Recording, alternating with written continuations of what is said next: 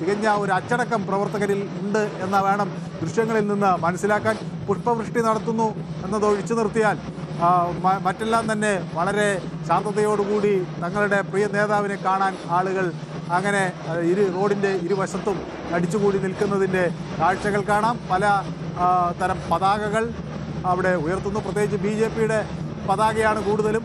പതാകകൾ ഉയർത്തി പ്രധാനമന്ത്രി അഭിവാദ്യം ചെയ്യാനൊക്കെയുള്ള ശ്രമമാണ് അവിടെ നടക്കുന്നത്. എല്ലായിടത്തും പ്രധാനമന്ത്രിക്ക് നേരെ പൂക്കൾ വർഷിച്ചുകൊണ്ടാണ് പ്രധാനമന്ത്രിയെ തിരുവനന്തപുരം സ്വാഗതം ചെയ്യുന്നത്. അതിൻ്റെ നേരിട്ടുള്ള ദൃശ്യങ്ങളാണ് നമുക്ക് ഇന്ന് കാണാൻ കഴിയുന്നത്.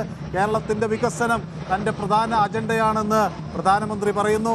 ഒരു തവണ BJPക്ക് അധികാരം ലഭിച്ചാൽ നാളിതുവരെ ഉണ്ടായ വികസനത്തിനേക്കാൾ വലിയൊരു വികസനം ഈ 5 വർഷം കൊണ്ട് തങ്ങൾക്ക് കാഴ്ചവെക്കാൻ കഴിയും എന്ന് പ്രധാനമന്ത്രി നേരത്തെ തിരുവല്ലയിൽ വ്യക്തമാക്കി.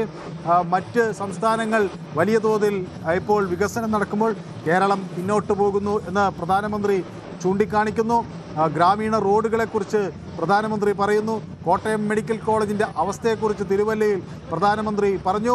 LDFൻ്റെ കൗണ്ട് ഡൗൺ ആണ് ഇതോടുകൂടി ആരംഭിക്കുന്നത് എന്നൊരു പ്രഖ്യാപനമാണ് പ്രധാനമന്ത്രി നരേന്ദ്രമോദി നടത്തിയത്.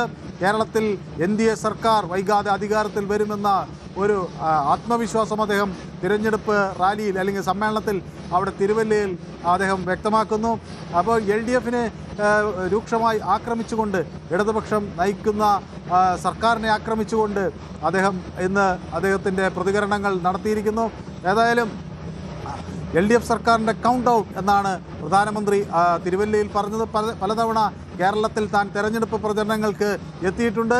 എന്നാൽ ഇത്തവണ കാറ്റ് വ്യത്യസ്തമാണ് എന്ന് പ്രധാനമന്ത്രി നേരത്തെ വ്യക്തമാക്കുകയും ചെയ്തു. ഇത്തവണ തനിക്ക് വളരെ വ്യത്യസ്തമായ ഒരു കാറ്റാണ് കാണാൻ കഴിയുന്നത് എന്ന് പ്രധാനമന്ത്രി അവിടെ വ്യക്തമാക്കുകയും ചെയ്തിരുന്നു തിരുവല്ലയിൽ.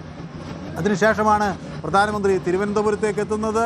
പലയിടങ്ങളിലും നമുക്ക് കാണാൻ കഴിയും. ഉത്സവ സമയങ്ങളിലൊക്കെ വയ്ക്കുന്ന തരത്തിലൊക്കെയുള്ള പലതരം രൂപങ്ങൾ ആൾക്കൂട്ടങ്ങളെ